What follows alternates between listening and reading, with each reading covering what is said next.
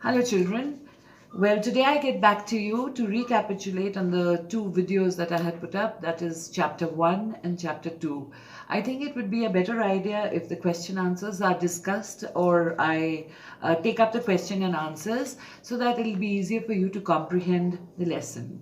To begin with, I start off with the first lesson, and I would like to do a few questions with you. The first question that I have is, why did Lencho look satisfied? So the answer to this would be, when he saw the field of ripe corn, he looked very satisfied and pleased that he would have a bumper crop and earn a profitable amount to sustain his family. The second question that I had here is, what had happened to the trees? A very simple question, a one-line answer. In the hailstorm, there was not a single leaf left on the trees. The third question, what did Lencho think all through the night? At night, Lencho only thought of his one hope, and that was God. This is linked with his implicit faith in God, and that is what he thought about the whole night, because he believed that God can do everything and he can see everything, even what is there deep within your conscience. Next question. What is the statement, Lencho was an ox of a man? Just as you know that a farmer needs a pair of ox to till his fields, plow his fields, and these ox, they work very, very hard. Similarly, Lencho was also a very hard working man. Next question. Did the letter reach God? No, it did not reach God, because God has no postal address, and as a result, it had reached the postmaster. Next question. Were the post office employees a bunch of crooks? No, they were not a bunch of crooks. They were rather very kind, helpful, compassionate, and generous people. And the proof for all these qualities is that they contributed happily to help the farmer in this hour of need. The next question is, how do you think the postmaster felt when he received Lencho's second letter? Because obviously the reaction of the farmer has been asked. Any normal person would get angry at being called or being labeled as a bunch of crooks. But the postmaster's character, we have seen after going through the lesson, he was a good human being, and probably he must have laughed at this idea of being called or being labeled as a bunch of crooks. He did not get angry, I'm very sure of that. Instead, he must have laughed, and he also must have thought what a simple man Lencho was, to have deep faith in God and writing a letter to God. The next question. How far did Lencho succeed in getting help from God? Well, in my opinion, Lencho did succeed, because the letter did reach the postmaster, who became a messenger of God and who came forward to help him in his hour of need. Because all the employees contributed happily and voluntarily and helped him out. So the letter did succeed in its purpose. The next question that I have for you is, why did Lencho believe that God could make no mistake? This part is this part comes to the forefront when he opens the envelope and when he sees that a certain amount of money is missing. So his first thought is that God can make no mistakes. He must have sent 100 pesos, but it is the post office employees who must have actually taken out that amount and That is why he says that God could make no mistake. The next question that I have for you is, was Lencho justified in calling the employees a bunch of crooks?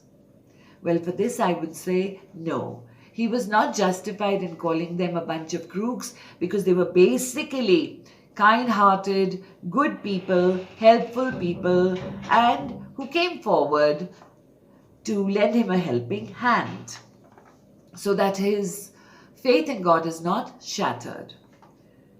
Well, these 10 questions, I'm sure they will help you out and will make you comprehend the lesson a little better. After that, this is in continuation or recapitulation for the second lesson, which is Long Walk to Freedom. The first question that I have here for you is, why is May 10 an autumn day in South Africa? Well, this pertains to a little bit of geography also, because the Earth is a global sphere, we know that, and it is cut into two equal halves by the equator, which is at 0 degrees. The area above the equator is called the northern hemisphere, and the area below the equator is called the southern hemisphere.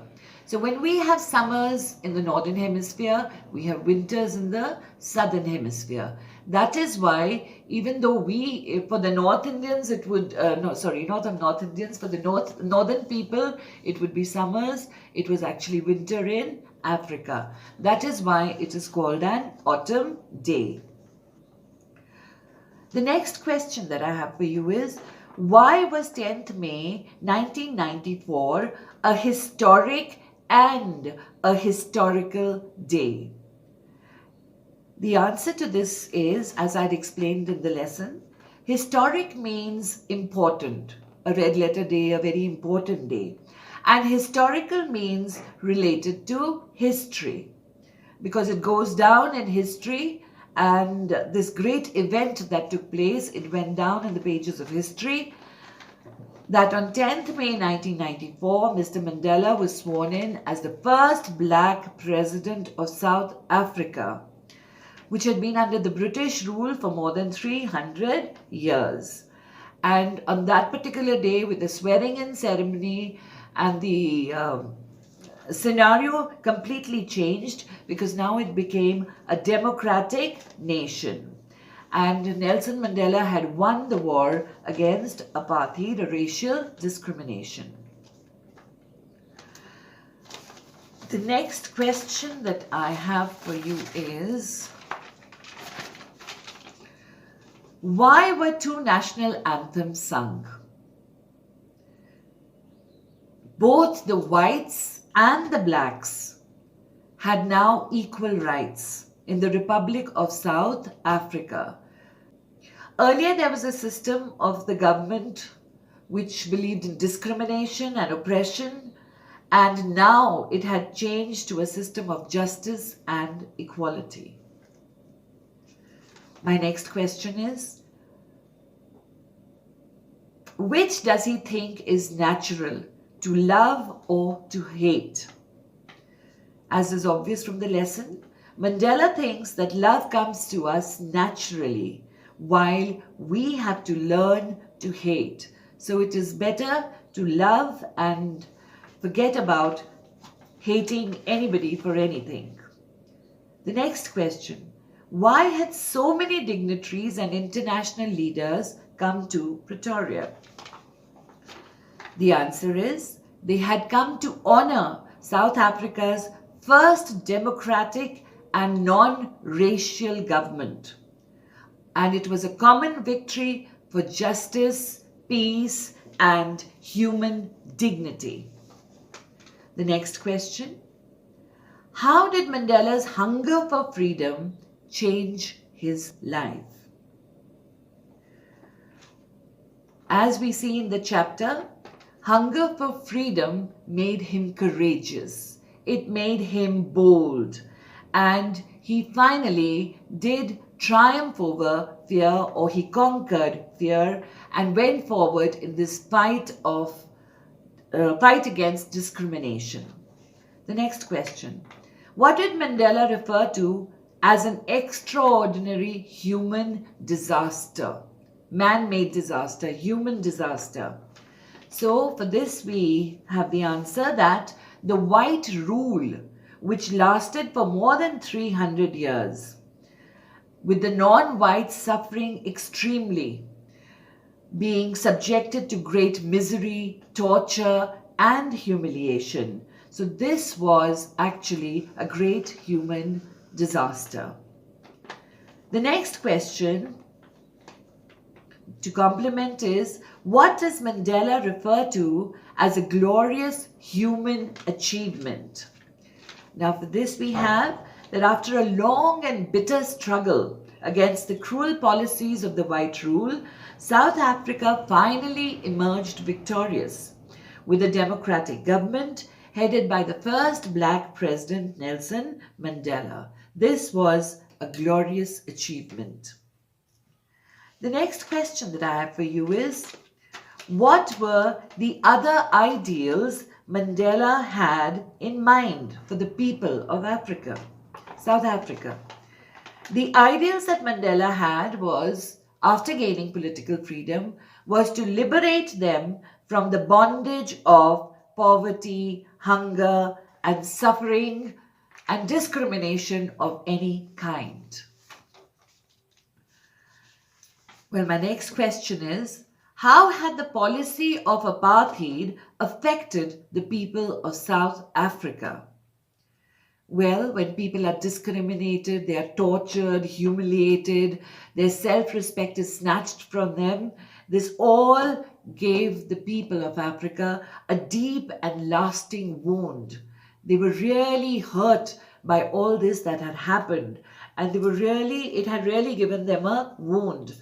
And this wound to heal would take generations, would really take generations, because a rule of 300 years of this kind would take time to heal.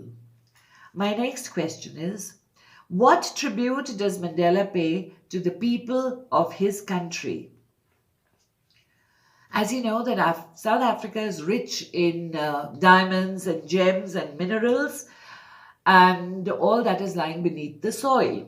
So he is very, very proud of this great resource that Africa has. But more than that, he is proud of the real wealth, that is the people of South Africa. He is very, very proud of this great wealth, and he really talks very highly of all the sons of the soil who had sacrificed their lives to liberate their motherland. My next question and last question is, what great prestigious honor did Nelson Mandela receive from the world? So for this, Nelson Mandela received the Nobel Peace Prize in 1993. It was a great prestigious honor for this great man who had risen to such great heights and who actually liberated his country and gave them free air and a world of happiness and equality. Well, I hope with these questions and answers, the lesson must have become easier and you were able to comprehend it in a better way. Thank you for watching.